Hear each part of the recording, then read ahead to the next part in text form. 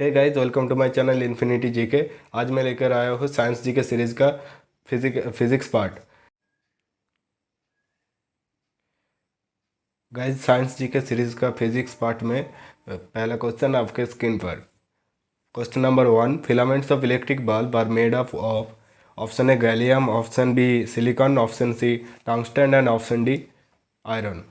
आप खुद से आंसर देने की कोशिश कीजिए कमेंट बॉक्स में, और आखिर में वीडियो के एंड में बताइए कि कितने आपके सही जवाब हुए।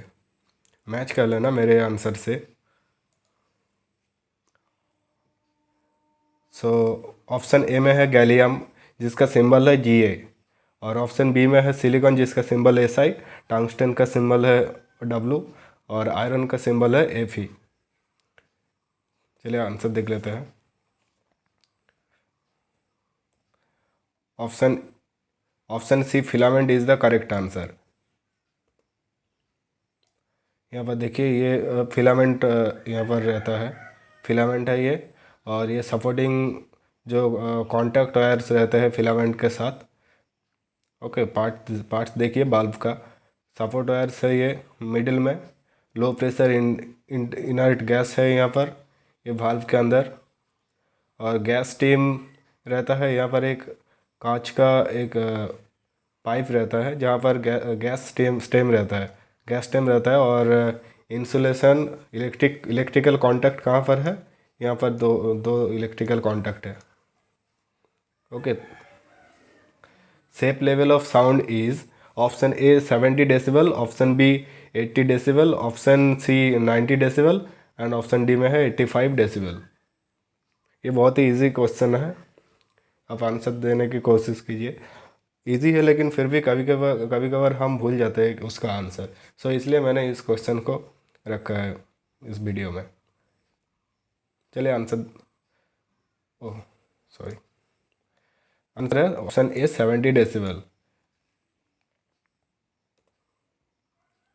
Light year is the unit of option A time, option B distance, option C volume of gas, and option D intensity of light. Light year आलोक वर्ष एक यूनिट है टाइम का, या फिर डिस्टेंस का, या फिर गैस के वॉल्यूम का, या फिर intensity of light. So the answer is option B distance. Distance का यूनिट लाइट ईयर है। ये ज़्यादा डिस्टेंस में अगर होता है तो उसको लाइट ईयर से मापा जाता है, और टाइम का तो सेकंड है, डिस्टेंस का हो गया light year, volume of gas litre है, और intensity of light candela. Candela को सी डी सिंबल से। Next, number of basic SI units is, numbers of basic SI units, कितने बेसिक एसआई यूनिट्स है? ऑप्शन ए में है 4, option B 7, option C 6, and option D 5। So option B 7 is the correct answer. यहाँ पर देख लेते हैं 7 fundamental units को। लेंथ का हो गया मीटर, मीटर का सिंबल है एम। मास का हो गया, मास का यूनिट है किलोग्राम, किलोग्राम का सिंबल केजी। और टाइम का सेकंड का सिंबल एस। इलेक्ट्रिक करंट जो फ्लो होता है उसका रेट जिससे मापा जाता है वो एम्पियर है, जिसका सिंबल कैपिटल ए। टेम्परेचर का यूनिट है केल्विन, जिसका सिंबल है के। और यहाँ पर देखिए लुमिनस इंटेंसिटी, जो मैंने पहले बताया था कैंडेला, और इसका सिंबल है C D. Amount of substance, किसी सब्सटेंस का अमाउंट किससे मापा जाता है? मोल यूनिट से, जिसका सिंबल है MOL। तो यहाँ पर सातों फंडामेंटल यूनिट्स आप देख लिए। चलिए नेक्स्ट क्वेश्चन की तरफ। Question number 5, the operating principle of A hydraulic press. Hydraulic press में कौन सा प्रिंसिपल यूज़ किया जाता है? ऑप्शन ए में है Pascal's principle, option B Archimedes principle, option C Boyle's law, and option D Newton's law of gravitation. ये चारों प्रिंसिपल में से हाइड्रोलिक प्रेस किस प्रिंसिपल से चलता है? यहाँ पर आंसर है option A Pascal's principle. So answer क्या हो गया? Option A, Pascal's principle. ये हाइड्रोलिक प्रेस का एक फोटो है, जो अगर यहाँ पर पिस्टन रहता है, एरिया ए वन होता है ए2 से छोटा। अगर यहाँ पर ए1 में प्रेस किया जाएगा तो ए2 बहुत ही सबसे सबसे कम कम जो फोर्स होता है उससे ऊपर की तरफ चल जाता है। यहाँ पर एक लिक्विड रहता है। Refrigeration is a process which option A kills bacteria, option B slow down the bacterial growth, option C inactivates the bacteria and option D में है प्लाज्मोलाइज्ड द बैक्टीरिया। खाना को ठीक ठाक रखने के लिए जो फ्रिज में दिया जाता है, रेफ्रिजरेशन किया जाता है, उसमें फ़ायदा क्या होता है? असल में क्या होता है उसमें? बैक्टीरिया मर जाते हैं, या फिर बैक्टीरिया का ग्रोथ स्लो डाउन हो जाता है, या फिर इनएक्टिवेट्स द बैक्टीरिया, या फिर plasmolysed the bacteria. So the answer is option B, slow down the bacterial growth. Refrigeration process में बैक्टीरिया का ग्रोथ स्लो डाउन हो जाता है, इसलिए खाना ज़्यादा दिन तक ठीक ठाक रहता है। ये transformer, option A converts DC to AC, option B is use to decrease और increase AC voltage, option C में है converts AC voltage to DC voltage, option D में है converts electrical energy to into mechanical energy. तो देखिए, transformer में DC to AC तो नहीं हो सकता है, कारण क्योंकि जो पावर स्टेशन से जो इलेक्ट्रिसिटी आते हैं वो भी एसी से ही आते हैं। तो अगर एसी टू एसी होता तो ये ठीक है, लेकिन डीसी टू एसी कभी भी नहीं हो सकता, और एसी टू एसी भी अप्रोप्रिएट आंसर नहीं होगा, क्योंकि इनमें तो कोई डिफरेंस नहीं है। और ये ऑप्शन ए नहीं होगा, ये कन्फर्म हो गया। और बाकी बी, सी और डी में से देखते हैं। ऑप्शन सी में है converts AC voltage to DC voltage.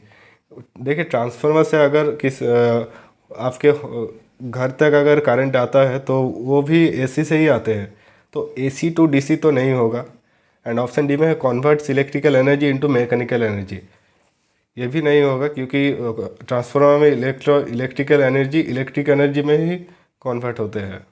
तो हमारा आंसर होगा option B, a transformer is use to decrease और इंक्रीज एसी वोल्टेज को मेंटेन करता है ये। Next, the material used in the fabrication of a transistor बनाने के टाइम पे कौन से मटेरियल के यूज़ किया जाता है? Option A aluminium, option B copper, option C silicon, option D silver. So हमारा आंसर होगा option C, silicon.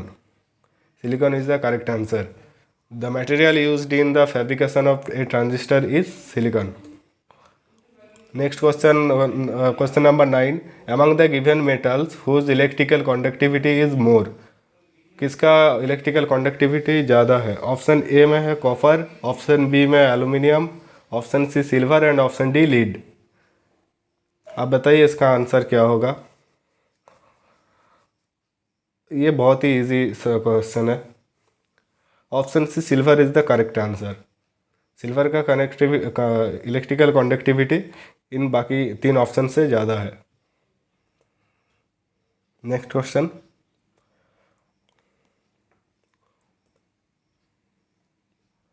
BOT unit stands for board of trade, board of transistor, board of technique, board of transformer.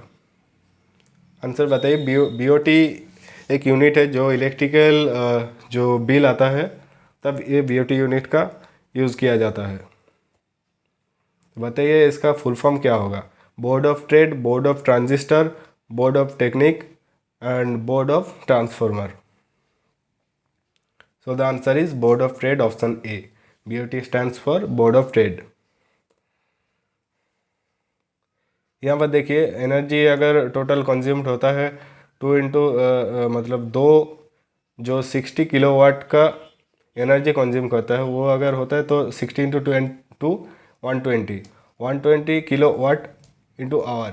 इसका क्या होता है हिसाब, जो अगर वाट के साथ कितने घंटे वो चलता है वो मल्टीपल किया जाता है और उसके साथ डिवाइड किया जाता है 1000 से।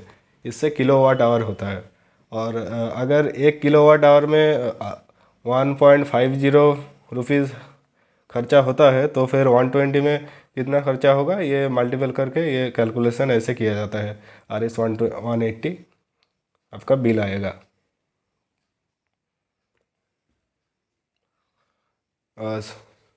गाइज आप मुझे फेसबुक पे भी फॉलो कर सकते हैं, इन्फिनिटी जीके मेरा ऑफिशियल पेज है।